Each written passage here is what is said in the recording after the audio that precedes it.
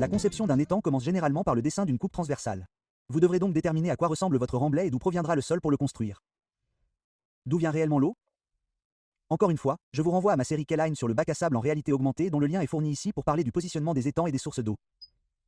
Ainsi, une fois que vous avez une idée de ce que vous voulez faire, vous devrez creuser des fosses d'essai et voir quelle est la composition du sol à différentes profondeurs pour déterminer où vous avez suffisamment d'argile si vous créez un étang pour retenir l'eau.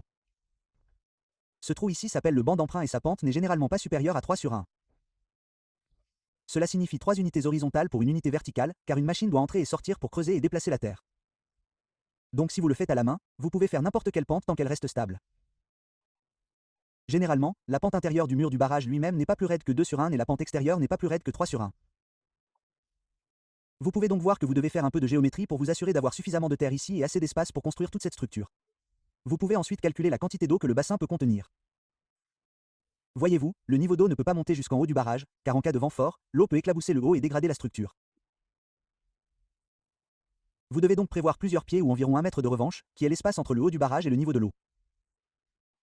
Selon le type de sol, vous devrez peut-être réaliser un noyau d'argile lorsque vous construirez le barrage et l'ancrer dans le sol à l'aide de ce que nous appelons une tranchée de soutènement.